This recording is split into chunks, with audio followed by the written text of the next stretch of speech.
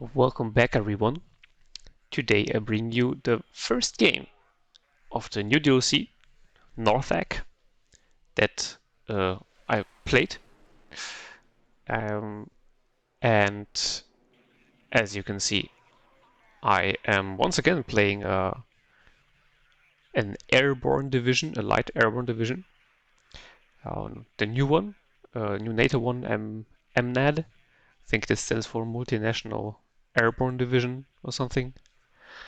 I mean, it's a NATO international airborne division consisting of Dutch, Belgians, Germans, and British. And my enemy is Yang Ho Ku, also known as zxcv on YouTube and Twitch. So if you don't know him, check him out. I will put some links in the description. He has recently started uploading and has been streaming for a bit now. He is playing the new Belgian division, the Belgian tank division, 16th Pantserdivision. So in the game, I was a bit confused about what division this actually is because, well, as I said, this was my first game in the new DLC. And the Dutch and the Belgians, well, I didn't notice their symbols yet. And the name is, I just knew it was something with Pantserdivision, you know. And in this case, I don't know why my brain just saw DE. Obviously, this is supposed to be like the TH in English if you have 13th, 15th. So here's 16th. But I thought the DE was somehow making it Dutch, which is obviously nonsense. It's the Belgian division, which is pretty important because the difference is the Dutch division doesn't get forward deployed infantry, but gets Leo 2A force. The Belgian division gets forward deployed, but only gets Leopard 1s. So there was already a bit of a lapse in judgment.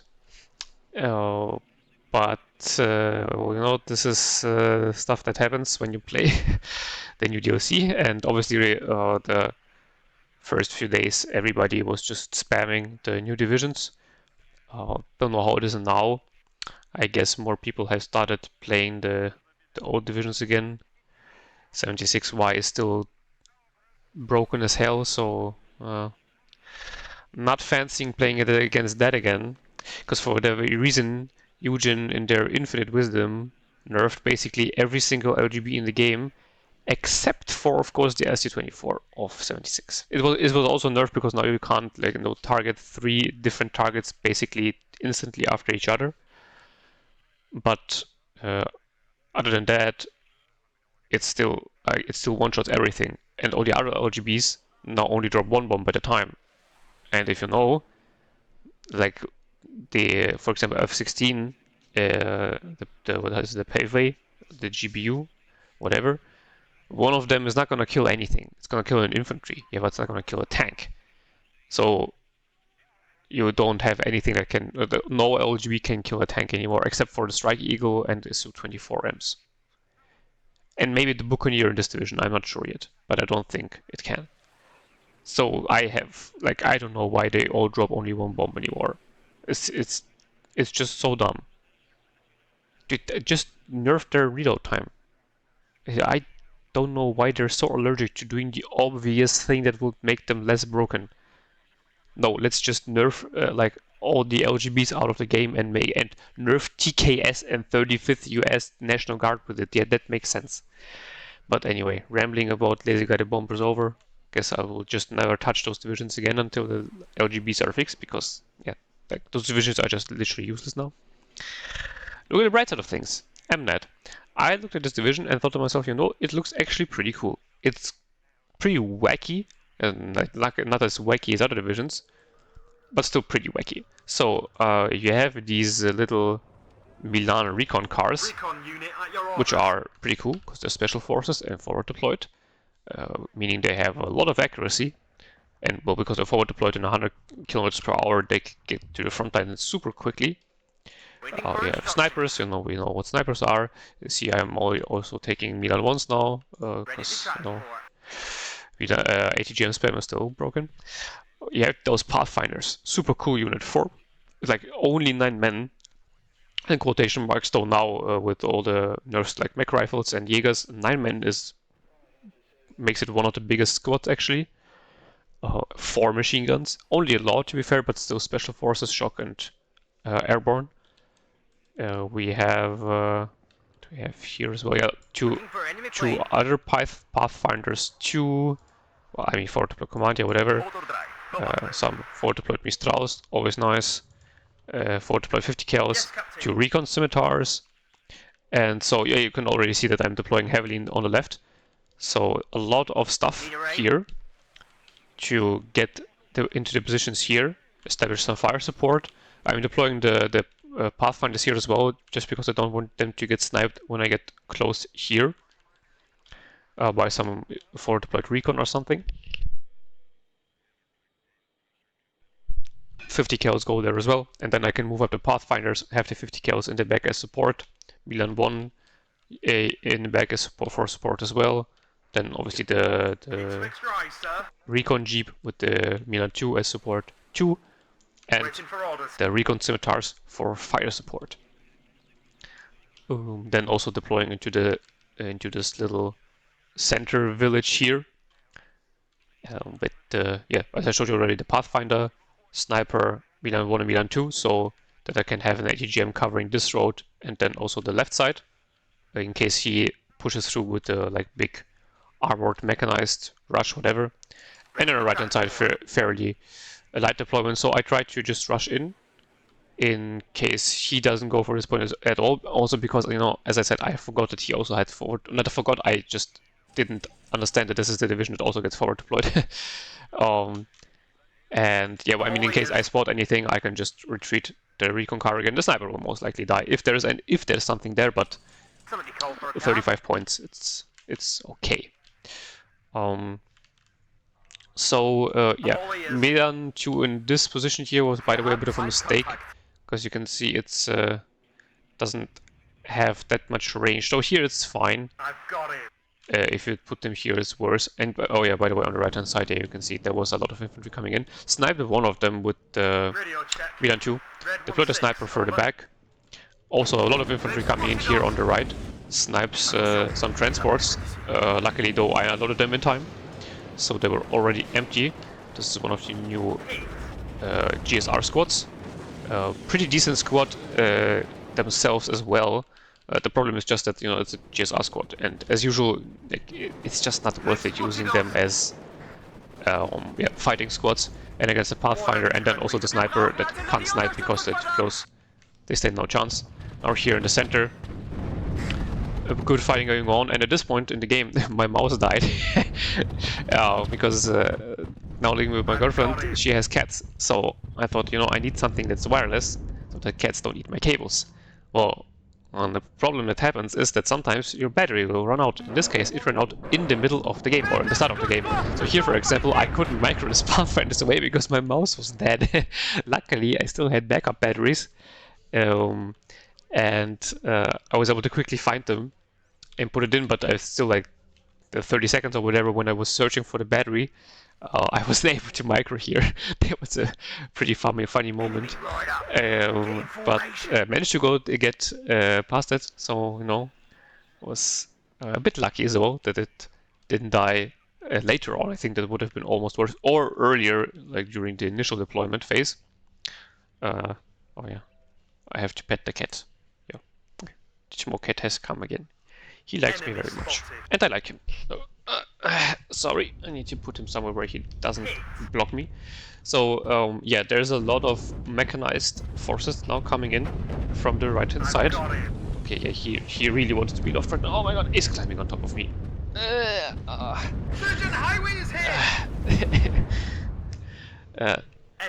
My girlfriend took care of the little one. He's very cute though. He's allowed to do that.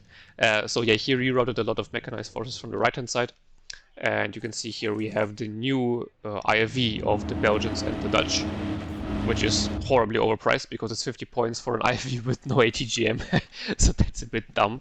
Very good fire support though with Earlycon 25 mil, but for 50 points it's just ridiculously overpriced. Leopard ones.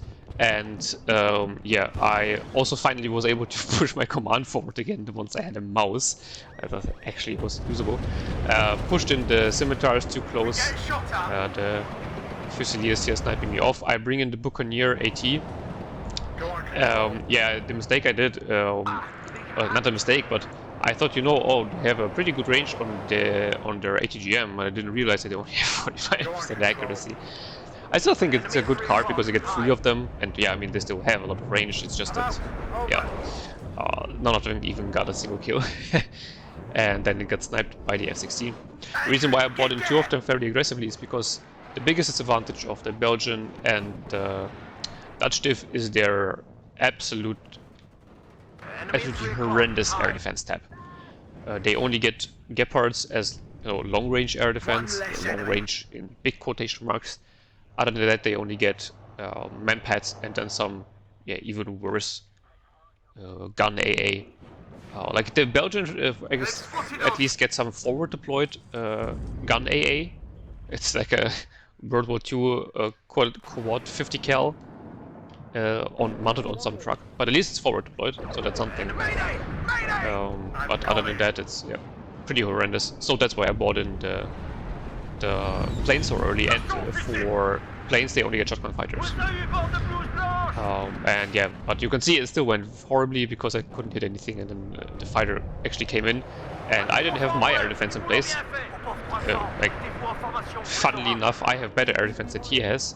Another Buccaneer coming in. I think he also still didn't hit anything. And you can see now, there's little symbols coming up when missiles fly at aircraft or helicopters and miss, because we now finally have stress on miss. I know, it's insane, but it actually happened.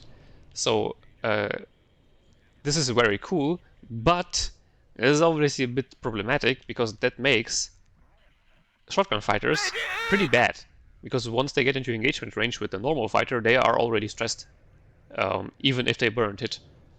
So they are at a disadvantage, and yeah, that's a bit, that makes this whole problem with them only having shotgun fighters even worse. Though in this case, as I said, I don't have any fighters up, I don't have like my long range air defense up, so this F-16 can get on top of me and kill the second AT plane, so that was bad. He's also pushing me out of the sector here, out of Alpha, which is problematic, because with MNAD you really want to keep the aggression up. Just never let off of your enemy. You can see a lot of ATGMs coming in as reinforcement because he was just spamming those IFVs and Leopard 1s, which, well, I mean, makes sense. Not like he can do anything else with the Belgians. Good thing about MNAD is that you can get shit tons of ATGM vehicles in your tank tab. You obviously don't get any tanks, because, I mean, obviously, you know, that was a time back in the days when airborne divisions had tanks. Shout out to those OGs that can remember that, when 82nd had M1 IPs and 35Y had T64s. But now, obviously, we don't have any more. You, at best, get some like light tanks and then some ATGM vehicles, but MNAD gets a lot of them because your slots are pretty cheap. So you can just shit out those Weasels with the TOW 2s, and then you have some Krakas with TOW 1s. You also get some Milan 2s there. I also take the one card of Scimitars you get, because Scimitars are actually pretty cool fire support. And, you know, as I said, you don't get any real tanks, right? So you need to take them. Now the Éclaireurs here are a bit of a problem, because now I have a lot of ATGMs, but all my infantry has died. And I'm also now getting in my dark fires. So this is a new version of the Rapier FSB. You can see radar A, okay range against aircraft, very good range against helicopters, and 70% accuracy, so it's extremely good AA piece, especially for an airborne division. I mean, as I said, I literally have better air defense than the tank division I'm playing against, which is a bit stupid. So now bringing in the LGB, and you can see it drops one bomb at a time. Now this one at least does 15 damage, so it's on the higher side of damage on NATO side. But yeah, still not sure about whether it's worth it. Kill off 3 infantry squads here because you have 2 in one building there. So yeah, that's definitely good. The question is just, is it worth it in other divisions where you can get a lot of HE bombers, where you can get 2 per card? By the way, here getting hit by the F-16 was very sad. Though the dark fires maybe will get it in return. No, they won't. unlucky. TOTU's here pushing forward because the infantry was taken care of. Pathfinders here holding their ground, but the AIFV is really a big problem here because I don't have my ATGMs further forward because I can't do that because he has infantry. So I'm in a bit of a predicament right now. Was able to resupply the median on the left hand side though. That's very important. And you can see scimitars coming in now as well. The sweet anti-infantry fire support, more 50 cals. The Marine, pretty cool infantry, super cheap, resolute, 10 man, 3 machine guns, no 18 launches though, so that's a pretty big disadvantage. Luckily he goes to bomb the 50 cal, don't really know why. Seems like the Mariners would have been, or Marinier, don't really know how to pronounce, no, not Marinier, it's a Dutch squad. So the Dutch Marines, I think there would have been more. Well, actually, they don't cost that much more. I mean, it's a 10-man squad. Also, by the way, all machine guns have, and grenade launchers have now 4 HP. That's also pretty cool. Don't really know why grenade launchers needed a buff necessarily, but it's definitely very, very needed for the medium machine guns as they're called. Here, Leopard 1, unfortunately for him, smokes forward, but there was a ATGM coming in from the left hand side as well. And here you can see Mirage 5 wasn't even hit, but is already half stressed. So stress on is very cool. Deploying now the Gurkhas. Gurkhas are, I mean, people say they're overpriced, and I guess they're right, but I still like them a lot. Because you look at that, it's a 12-man squad, 3 machine guns, and the LSW, which are also can be fired on the move with decent accuracy. Law 80, shock and resolute. Like this squad shreds basically anything. Like obviously even tanks, if they drive into the range of 750 meters, the max range for AT launchers, they're super dead. And because of 308 suppression, you basically stun them instantly, even if you don't kill them. So sure, I get it, 100 points, and then obviously you also have to pay for the 20-point transport, so 120 points to bring in the squad. But in my opinion, even at that high cost, they're still worth it. And here you can see I was slowly pushing him back with all the fire support, and then more infantry coming in. So now I was able to get back into the zone. But now the next problem starts. He's using artillery. I don't have any artillery, any good artillery. There's a pretty cool new unit here, which is the cluster 81mm mortars, which also have this it's not laser guided, how it's called, I forgot. This trait that 27Y also has on their special Akatsas, and now also 9th US has on one of their howitzers.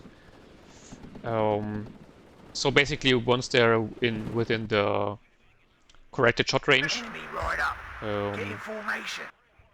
which isn't showing because I can't show it because I don't have any artillery on the field, their spread gets like super tight.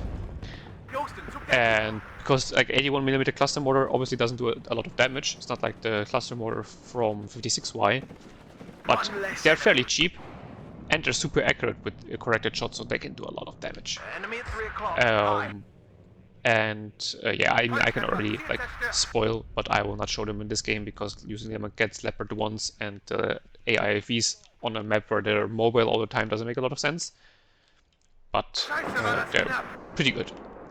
But well, anyways, other than that, I don't have any long-range artillery, obviously, so this is a big problem. His mistake is he's putting it in the open, directly in front of me. I get that people want to put their artillery close to the front line, but never put them in line of sight of your enemies, because then stuff like this can happen. You can buy in, there's got a bomber that has autism and doesn't go to its target. Now finally, it has found its way again. And then you can call in a bomber, the enemy artillery, or AT plan, whatever, and boom, he's gone. And we all know how hard it is to kill off artillery, can't battery or anything. So killing it off with anything else, killing it off just in general, is always very worth it.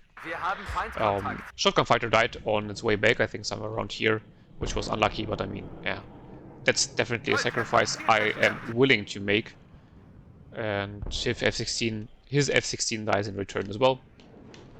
I'm not going to command because my infantry command died when I was pushed out of the sector. And, well, I wanted to keep up the pressure with, well, boots on the ground. So the command was a secondary choice, or a secondary thought for me at this point in time. Now the command finally coming in. You can see again, ATGMs coming in everywhere. There's like, what, 2 BN2s here now and 2 TOW2s. Pathfinders will push forward just to keep eyes on the howitzer, so I wouldn't lose line of sight, you know, just before the drop. That would be very unfortunate. Here the Dutch Marines and the Gurkhas are moving up, and there's nothing you can do against that, because they just, it's insane. Like, this is, both are 3 machine gun squads. One here is even double vet, both are resolute. It's insane. It's so good. Command finally in the sector.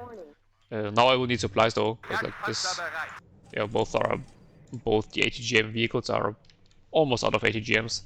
And in general, if you use ATGMs, of course, you need supply, because you get a few missiles. Here I was hesitant moving up because I was afraid that he would have some fire support back here and then just move out and kill my infantry in the open, but then I decided, you know what, whatever. I killed so much that should be fine, and even then I have the Milan 2 here and can reroute the Wiesels as well. He's buying in a second howitzer, which will again obviously be problematic, but I would much rather face 1 howitzer than 2. Because one single 155mm howitzer will oftentimes be not able to kill off a squad in a building, even an ATGM if you're unlucky. While 2 will kill it off 9 out of 10 times. At least if you're not like on the other side of the map and shoot without corrected shot, then even then you can be unlucky. And yeah, well, he stands no chance against me. With this, well, I mean, now the infantry squad has been whittled down a lot. The Belgians also get better infantry than the Dutch. Well, not only in the sense of that, you know, the forward deployed infantry and everything like that, but also the like standard infantry that they get in those AIFVs. The Belgians get 2 machine guns. Both are 7 men, but the Belgian is still the double machine gun squad, while the Dutch is a single machine gun squad. So some little advantage there for the Belgians. And see, now I was starting to smoke off here because I didn't want to push into the back line, even though this is a 2-pointer. Pushing off the open here was a bit too risky for me. Pushing into here for an airborne division or an infantry division, it's much easier because you have all this like forest line and then the forest here and stuff like that. The sector on this side of the map seems at least a lot more open. I did a mistake of not spreading out my mortars enough. I just did a right click and drag. But yeah, his counter battery instantly killed off both my mortars. But I was able to get some smoke wall in, so I just instantly start the attack, because I mean, obviously it's not going to get any better. The smoke will just dissipate. Have some scimitars pushing in from the flank, one pushing up. So you can see I'm really consolidating my defense on the left hand side and want to get a push going on the right side. Spot some infantry, but scimitars have the perfect engagement range. Saw an ATGM flying in, so instantly unload all the infantry just so for them to not die in a transport unnecessarily, because yeah, I mean the Gurkhas are giga expensive. Parascouts are also not exactly cheap, so I want to keep them alive. And you see here 3 more scimitars driving in, diving into the smoke. Wasn't the best choice. The best strategic decision I ever made, not gonna lie. F-16 flying in for cover, because I am also calling in the LGB to bomb this building to get rid of his fire support, even though in this case it wasn't actually that much there, and scimitars most likely would have been able to take care of the Milan 2 and the 50 cal, but you know, why not? There isn't such a thing as overkill. And yeah, by the way, also a big problem now, of course, that the LGBs, all the LGBs had their drop halved, even if you can kill a tank with your LGB. Because we have stress on miss, it doesn't matter whether you get hit or not. As long as they're AA, most likely you won't even be able to get a second run in. because he will be stressed so much that it's just not worth it. In this case, well, it's obviously only manpads, so the stress is really minimal. But considering, like, if he would have actual AA, for example, a coup, like, after 2 misses, this bomber is basically useless. Which I think is cool. I just don't understand why we had this random nerf to LGBs. I know I'm talking about it again, but I was just flabbergasted when I learned about it. It was also not in patch notes, by the way, which is normal for Eugen. But just why? Why did the F111 LGB need a nerf? Nobody's playing TKS or 35 US anyway, and 8th also wasn't particularly a meta pick. Why did they need a nerf?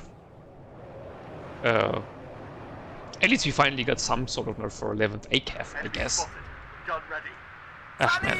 So yeah, now I have completely pushed him out of here. The Special Forces Milan truck here is still alive. Very cool.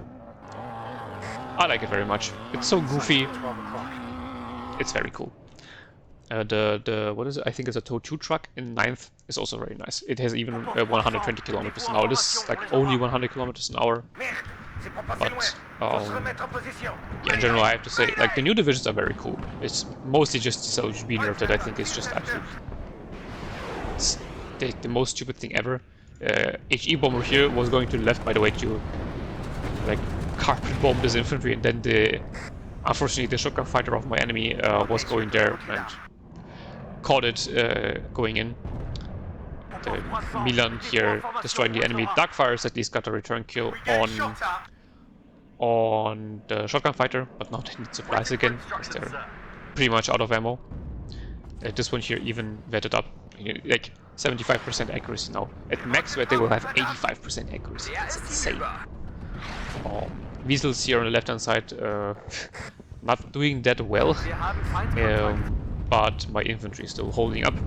See, he's moving in, but there's no way he will survive once he gets in contact with the Marines, and then also the Scimitar coming in for support. Right hand side captured, moved in some good amount of AA so that I don't get bombed anymore. The bombers in the Dutch and Belgian division are pretty decent, gotta be honest. Especially the Dutch ones are super cool. You know, we finally have F-16s with a bomb load that's like more than 5 grams. Can actually do something. But yeah, especially for the Dutch division, like, you can't have U2A4s and then don't have good air defense. I don't think that works. With Leo once it's at least somewhat decent. Here, don't really know why he brought in the clusters. I mean, I don't know why he has them in the deck, but in this case they weren't really useful. But yeah, for the Belgian division with the Leopard ones, it at least makes some sense, because if you lose a tank, you only lose 110 points, but for the Dutch you lose, like, what is it, 270 points worth of tank. That's just too much. And here, yeah, you can see the Gurkhas, if you drive into range, you're instantly dead as a tank. Now they will also obviously get deleted because there's like 2 IFVs, Leopard 1 and 3 infantry squads. 2 infantry, they weren't spread out perfectly though, so I get 2 with 1 strike with the LGB, instantly retreats because there's a Mistral here, I think. Scimitars against AIFVs. I actually don't know who wins this. I think the 25mm will win, so I smoke off and retreat, because I just don't need to take the fight, I'm at a +2 tick. I have the left hand side on a lockdown pretty much. It's killed a lot of ATGMs. Actually, yeah, all the ATGMs I had there. Except for the Krakatoa on the left hand side. I had to retreat because of every recon squad in here. But you can see more ATGM vehicles coming in. He's pushing in an infantry command. Got in a HE bomber. Unfortunately, the HE bomber kind of dropped fairly deep. I thought he would like drop me a little bit further back when I put the attack round here. So he was able to pretty much run in front of the bombing run. That was fun. Not for me though. And now he has a command infantry in, but I mean, yeah, this is pretty much already dead. Gurkhas are retreating, so they survive. I kept the para scouts in here, I think because I just forgot about them, because I wanted to spot the infantry here in the open. I'll not them in time though, so well done by him. So I don't get them sniped in their transport. But yeah, I also bought a para scout squad. Not a good scout squad, by the way. Not as good at the as the Pathfinder, but you can Pathfinders, but you can see it's still a very very good squad. So that I can see what was shooting at my Kakato there. Buying the LTB again to drop on the command. He used the smoke though, very well done by him. A lot of people still forget that there's now for quite some time we have the infantry smokes in the game. But the second one hits, and even if it wouldn't have hit, like, I mean, he was giga dead already. Mistletoe also can even do a bit of support against infantry because they have the MGs, the MG3, and now that they were buffed to 1200 meter range, they're actually somewhat okay. Obviously, you shouldn't use it as that. It's just a cool thing that they can bring to the table on top of their Tochu, which is pretty strong. And yeah. So, my enemy surrenders, and you can see I outtraded him quite well, even though it was an open map, but I think the Belgian and the Dutch divisions are just so handicapped by their lack of AA. Like, you can't give a division no AA and only shotgun fighters, which are now obviously also horribly overpriced, because they still have the price tag of when we had no stress on this. And this is just too bad at the moment, in my opinion. Belgians, maybe you can make them work somewhat, because you have more infantry for deployed infantry, cheaper tanks, but the Dutch, I don't know. MNAD, on the other hand, very cool. I didn't get to show off the Leopard guns, because you have like the double 35mm AA gun as a tote version in this deck. But I didn't get to use it, and I also put it out of my deck now because it's a bit too expensive. It's a 3-point slot for a unit that you don't really need. It looks pretty cool though. And yeah, you can see the LSV Milan doing a very good job sniping 3 infantry squads. That must have been the one on the right hand side. Pathfinder's getting some good kills. I mean, those could have performed better, honestly, but those were, I think, the ones in the center town. I mean, in the beginning, obviously, it didn't go too well for me, but I got I had the initiative, and that was very important. So even though I got pushed out of the sector on the left-hand side, I was able to then get the upper hand again, simply because I can spam so much stuff, even with the Gurkhas. Like, it's borderline insane, especially with the just amount of ATGMs. And in this case, it is also a bit of a disadvantage that he only has cheap tanks, because my Milan ones are very strong against Leopard ones and his AIFVs. Oh no, actually, Buccaneer got one kill, got one AIFV out of 3 Buccaneer ATs. That's yeah, one of the traits of all time. This LGB though, absolute monster. So yeah, look, they're still good for sniping off like infantry, but the question is it really worth it sacrificing 2 air slots for 2 bombers, where you could, if your deck allows for it, also use those 2 slots to get 4 bombers that can, in most cases, do the same and be cheaper at the same time? I'm not sure. We'll take some testing, but I think it's pretty much over for the LGBs for now, except for the Strike Eagle and the Su-24. And one advantage is that the Su-24 LGB of 119th now finally also has a use case, because it doesn't drop 2 giant bombs on the same target, where like 1 bomb has always been enough. So this is actually cool. Gotta give them that. I just don't know why they nerfed all the other ones as well.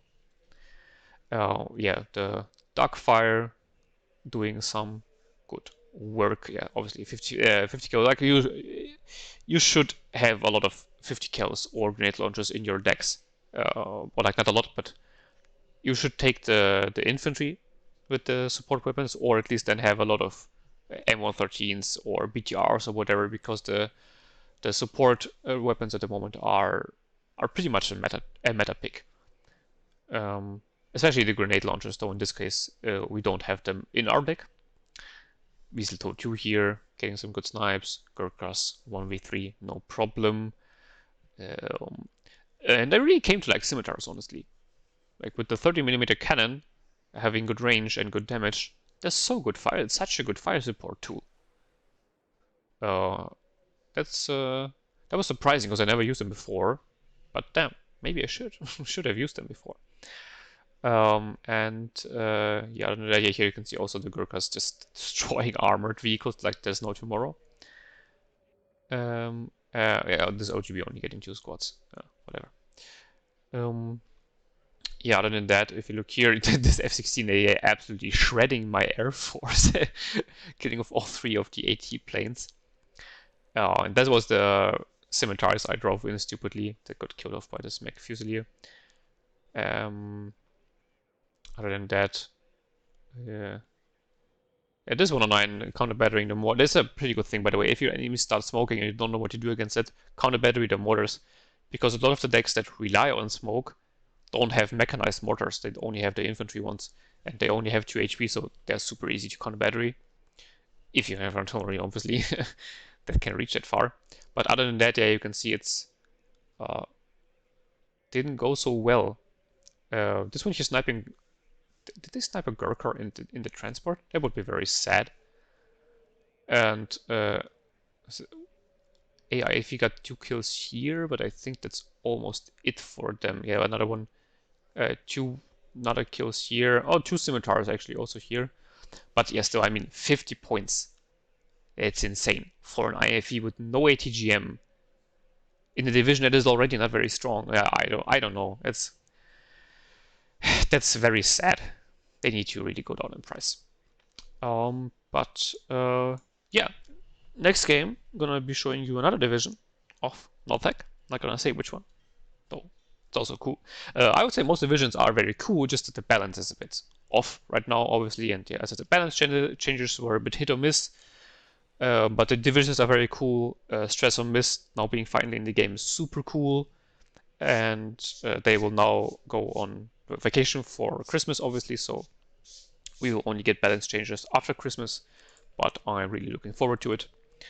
And I hope you enjoyed. And definitely tune in into the next video, which will be just as cool as this one. And have a nice day. And until next time, bye bye.